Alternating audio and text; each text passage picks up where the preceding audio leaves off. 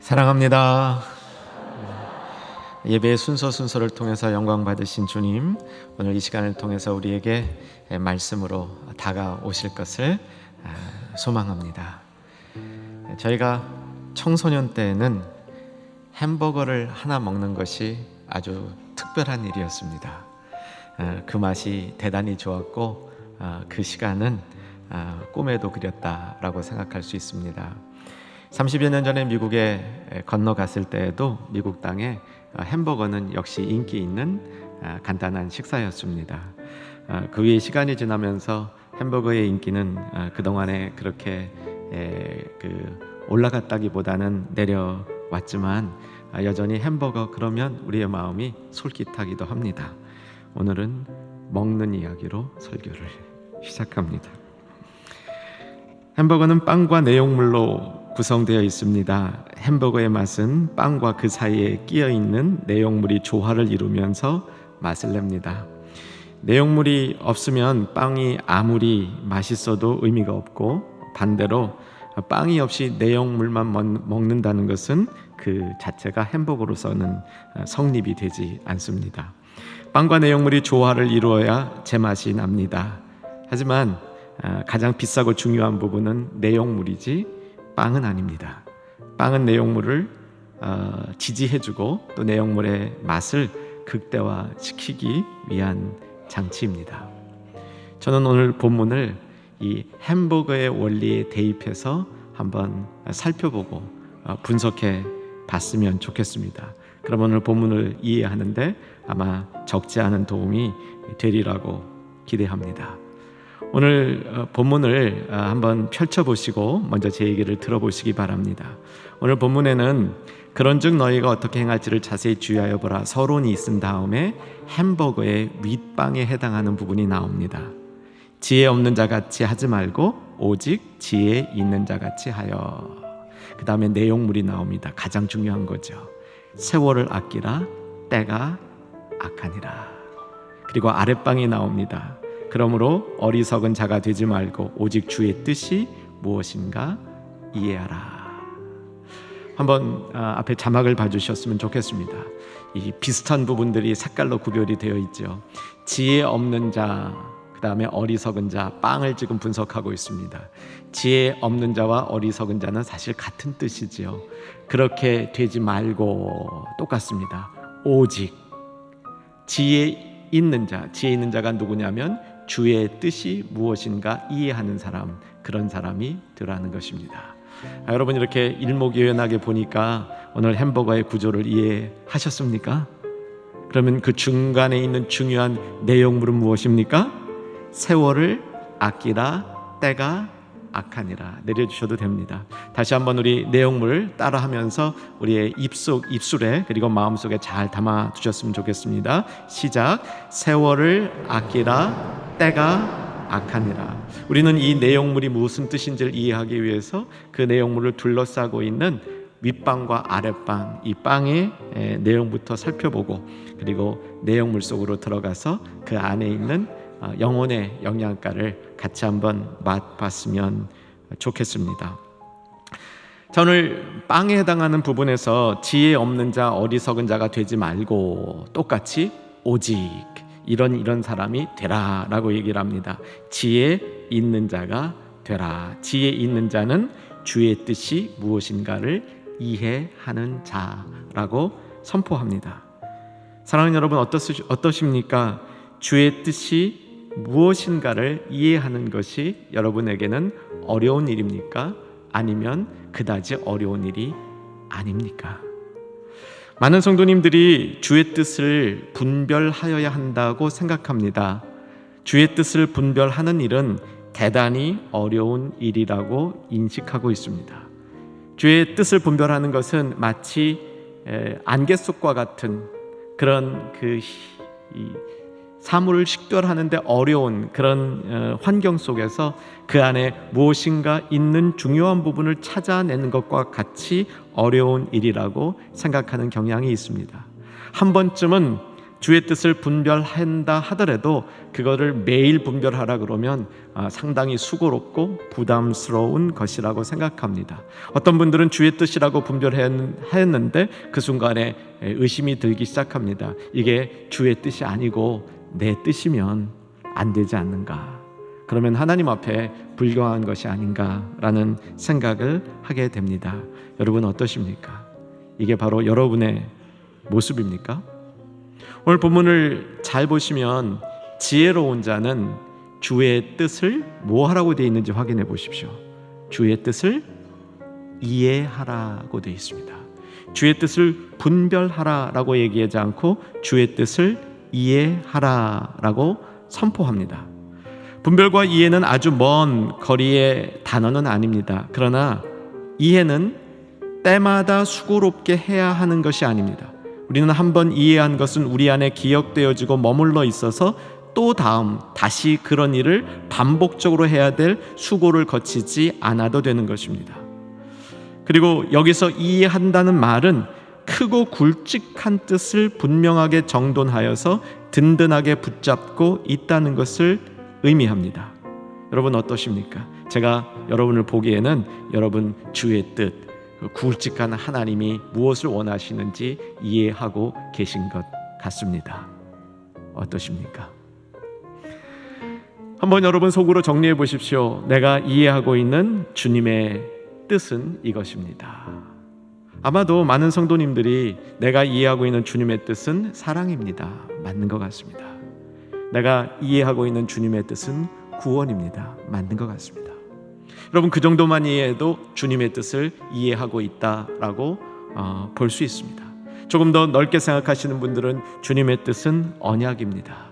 주님의 뜻은 하나님 나라가 세워지는 것입니다. 주님의 뜻은 교회가 부흥하는 것입니다. 주님의 뜻은 제자들이 세워지는 겁니다. 우리 지금 하는 것처럼 선한 청지기가 되는 것입니다. 우리가 이렇게 이해하는 것이 주의 뜻이라고 살펴볼 수 있게 됩니다. 그럼 오늘 본문이 우리에게 주님의 가르침을 인도하는 방식은 지혜로운 자는 주의 뜻을 이해하는 자인데 그 주의 뜻이 무엇이냐? 우리가 이해해야 될 주의 뜻이 무엇이냐? 내용물입니다. 무엇이었습니까? 세월을 아끼라 때가 악하니라. 이게 주의 뜻이라는 겁니다. 주의 뜻의 한 부분이라는 것이죠. 이것이 주의 뜻 전체는 아니지만 주의 뜻 가운데 중요한 부분이라는 것입니다. 그래서 오늘도 사랑하는 여러분과 제가 주의 뜻을 한 걸음 더 이해하는 역사가 이 말씀과 예배를 통해서 일어나기를 소원하는 겁니다. 그게 뭐냐면 정말 지혜로운 자 돼야 되겠다 소원하시죠? 지혜로운 게 주의 뜻을 이해하는 것이다. 이해하는 것은 세월을 아끼고 때가 악한 것을 아는 것이죠. 그런데 왜 우리는 주의 뜻 그럼 자꾸 분별해야 되는 것이라고 생각합니까? 그 이유가 있습니다. 로마서에 그 구절이 있습니다. 주의 뜻을 분별하라. 그런데 딱 한 번 나와요. 로마서에 주의 뜻에 관련된 다른 성경 구절을 찾으면 분별의 대상이라기보다는 이해의 대상입니다. 이미 드러나 있는 겁니다. 하나님이 다 알려준 것입니다. 주의 뜻은 우리가 모르는 상태에서 그것을 마구마구 찾아가는 것이 아니라 어쩌면 하나님께서 드러내 주신 것을 이해하고 계속적으로 그것에 깊어지는 삶이라고 볼 수 있습니다. 자, 오늘 내용물로 돌아와 봅니다. 이 내용물의 기본적인 가르침이 세월을 아끼라. 세월은 아껴야 됩니다. 세월은 낭비하고 허비하기에는 너무 아까운 주님이 자원입니다.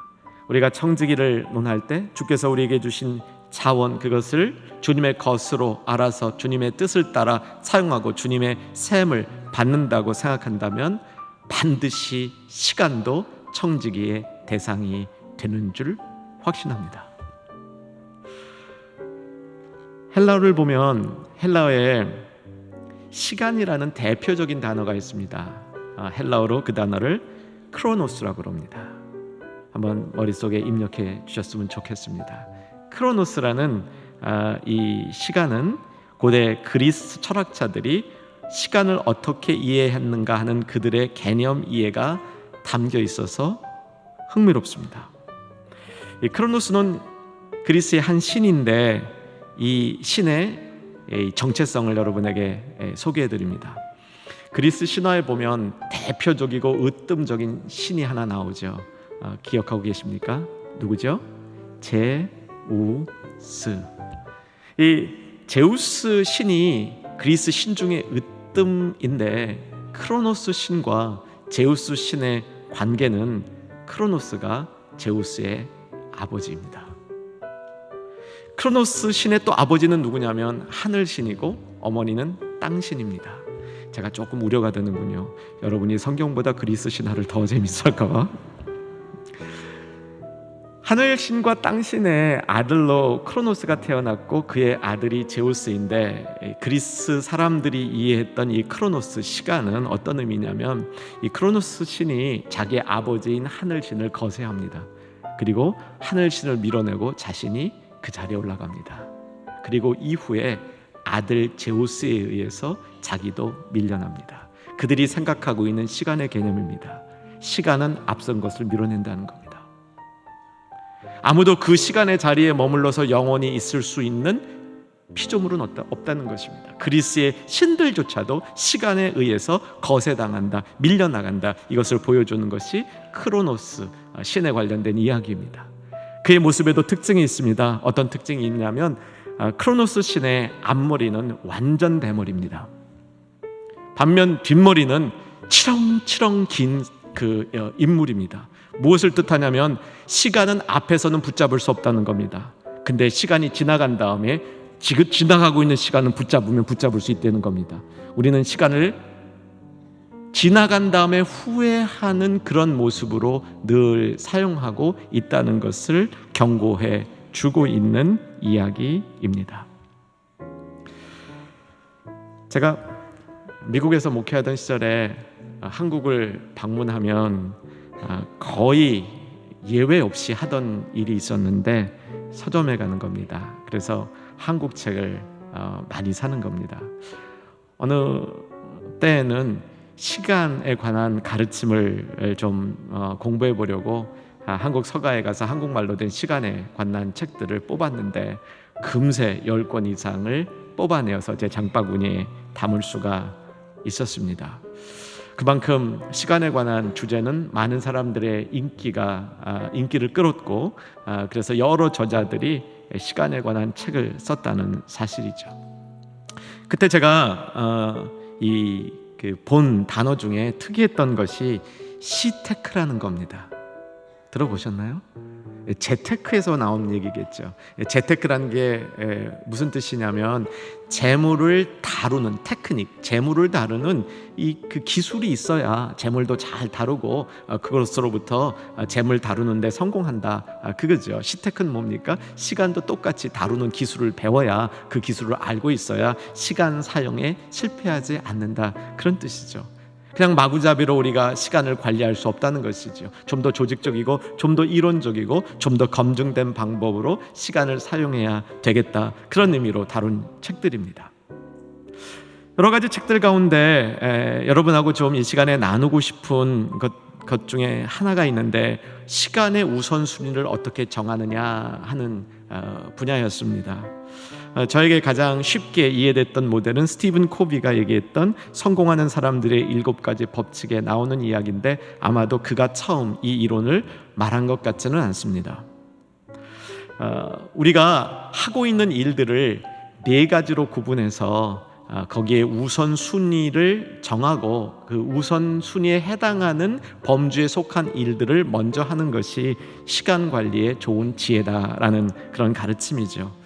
첫 번째 해당하는 것이, 잘 들어주시기 바랍니다, 급하고 중요한 것, 이게 우선순위 1번이고요. 두 번째가 중요는 한데 급하지 않은 거, 이게 두 번째입니다. 세 번째가 급한데 중요하지 않은 거, 네 번째가 급하지도 않고 중요하지도 않은 겁니다. 여러분, 세 번째 좀 관심을 가져주십시오. 세 번째가 뭐였습니까? 급한데 중요하지 않은 것. 사실은 영적인 관점에서 보면 세상을 사는데 많은 일들이 여기에 속합니다. 급한 일들이죠. 우리가 회사나 또 나의 삶의 자리에서 처리해야 될 일들은 우리의 의무가 있는 일이니까 급한 일이 분명한데 사실 영적으로 보면 그다지 중요하지 않을 수도 있습니다. 3번에 해당하는 것을 급한데 중요하지 않은 것을 급하고 중요한 일이라고 생각하는 순간 우리는 우선순위에서 이탈하기 시작합니다. 네 번째가 뭐였습니까? 급하지도 않고 중요하지도 않은 것입니다.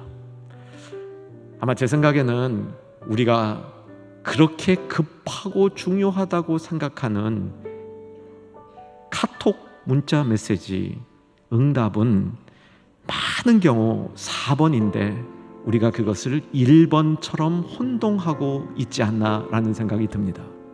물론 카톡이나 이메일이나 문자에 응답하는 것이 급하고 중요한 것인 것도 있기는 있을 것 같습니다. 그런데 사실은 다수가 그렇지 않은 것 같아요. 어떤 분들은 카톡이 나를 유혹하는 순간 예배에 몰입해서도 깨지는 성도들이 있고요. 그냥 그것을 체크하기 위해서 별것 아닌 그런 내용을 체크하기 위해서 다른 중요한 것들을 우리가 뒤로 하는 경우들이 종종 있는 것을 보면 이 상황을 우리가 점검해 볼 필요가 있다고 생각합니다. 한 가지 더 같이 나누고 싶은 것은 여러분, 기도는 어느 범주에 속합니까? 혹시 많은 분들에게 기도가 2번 아닙니까? 중요한데 급하지는 않다. 혹시 그러지 않을까 하는 제가 이 마음에 우려가 있습니다. 근데 사실 더 우려되는 건요, 2번이라도 하신 분은 다행인데 4번에다 넣는 분들이 계실 것 같아요. 급하지도 않고 중요하지도 않다.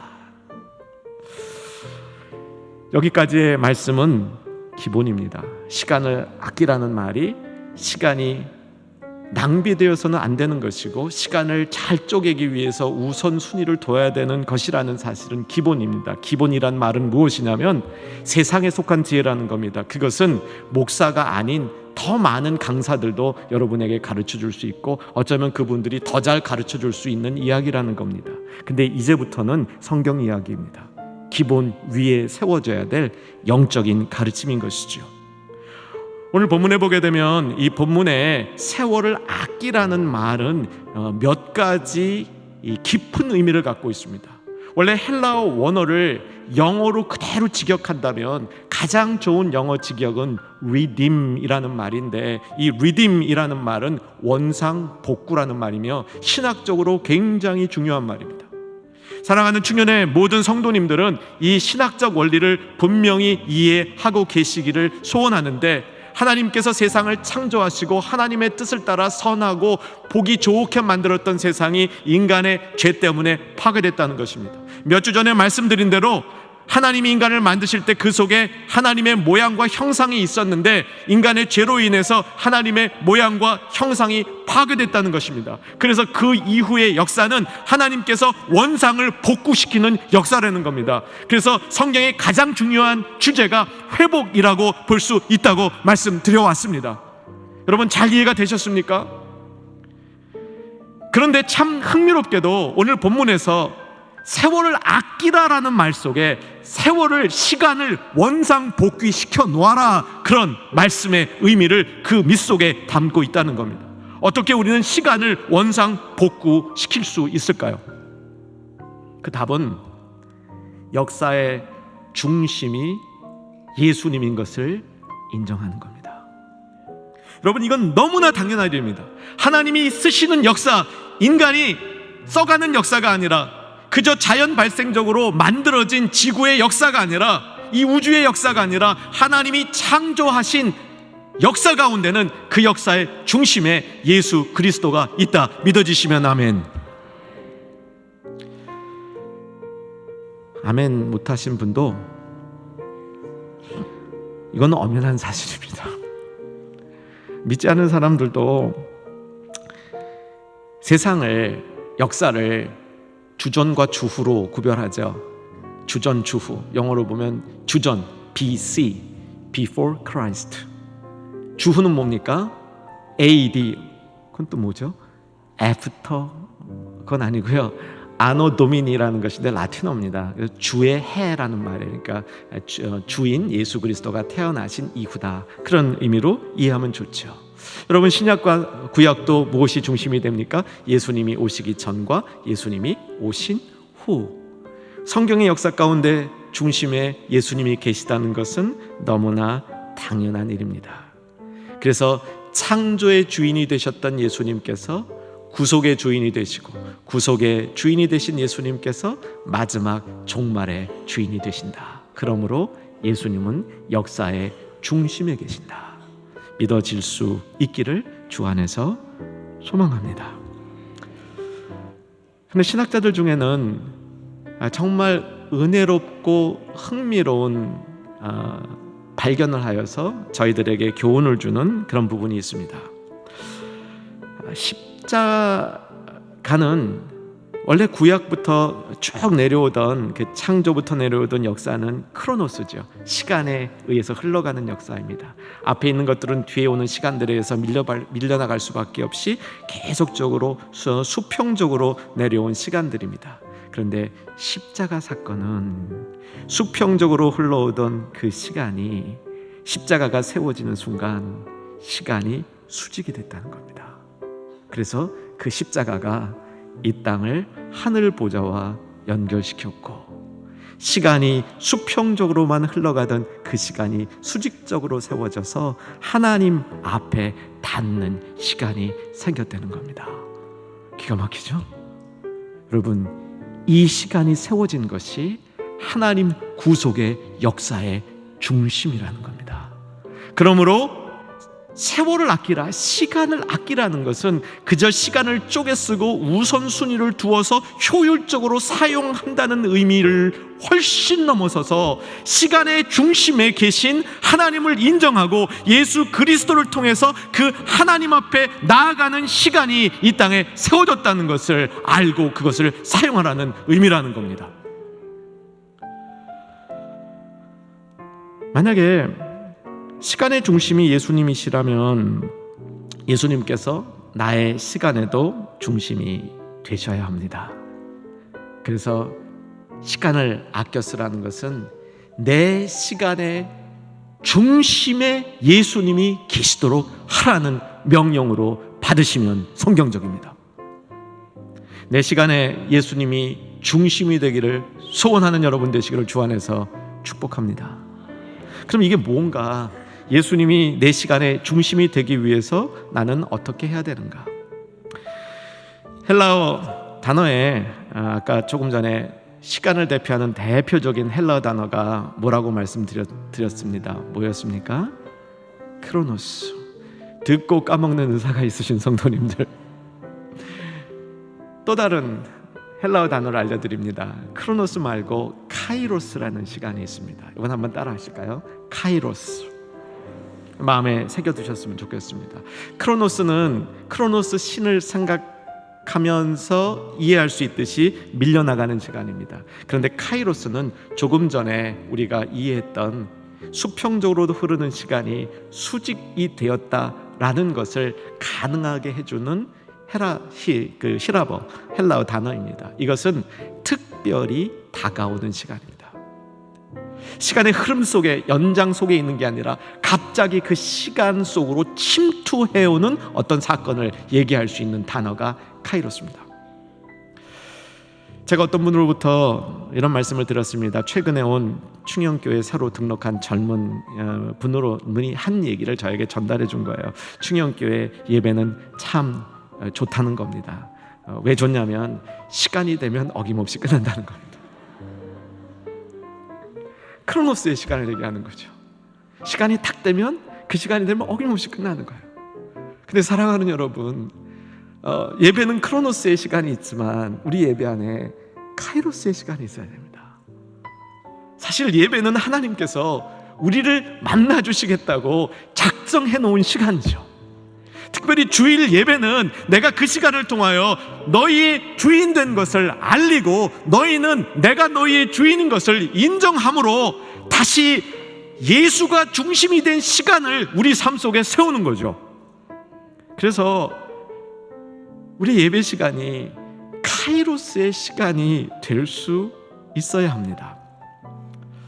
주인의 시간이 있습니다. 주인의 시간은 첫째, 주인께서 우리를 찾아오는 시간입니다. 이 시간은 그저 흘러가는 시간의 연장선 어디에서 오는 것이 아니라 하나님이 작정하신 시간에 우리에게 찾아오는 시간이지요. 이 시간을 놓치지 않는 것이 시간의 청지기의 행복이고 축복이며, 또한 그런 일을 통하여 우리는 예수님을 내 시간의 중심에 둘 수 있습니다.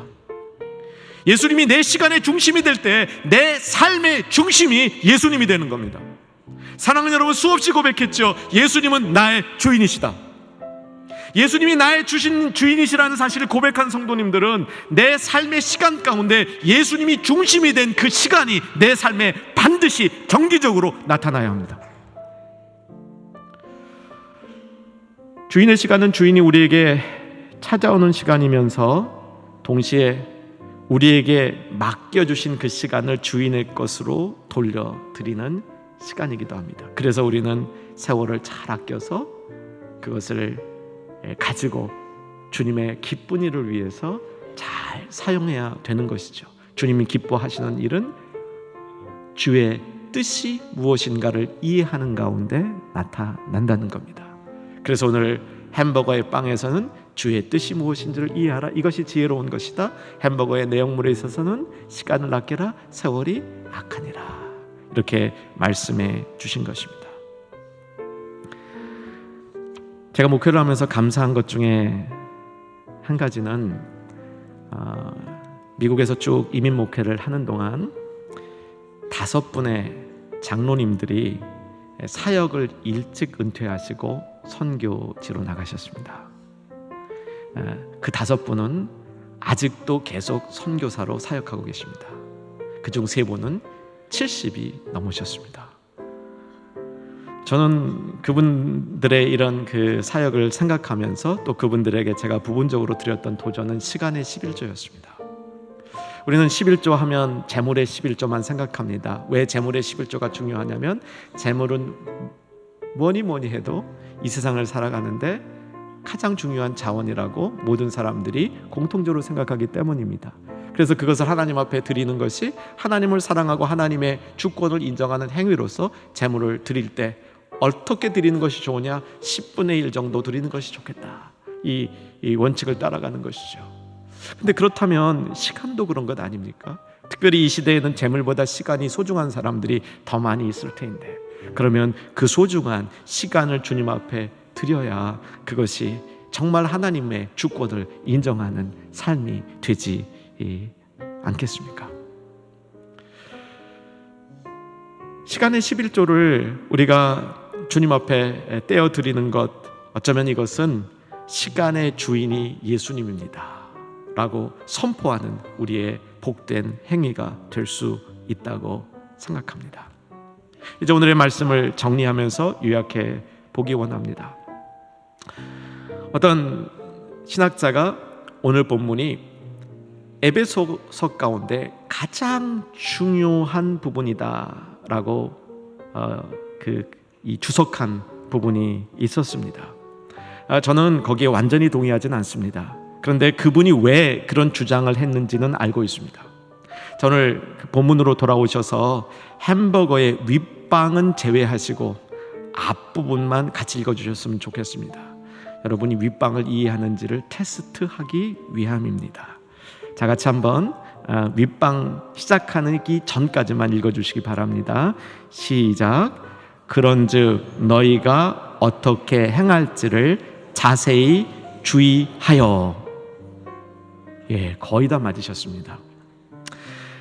이 말씀은 에베소서에 보면 사도 바울이 너희가 어떻게 행할지를 가르치겠다 하면서 어떻게 행할지에 대해서 여러 차례 권면을 줍니다. 정말 맞습니다. 사랑하는 여러분, 저는 충현교회가 다시 주의 뜻을 왕성하게 이루려면 우리가 해야 될 주님의 뜻 이해하는 것은 분명하다고 생각합니다. 뭐냐 하면 교회 안에서만 신앙생활하면 안 됩니다.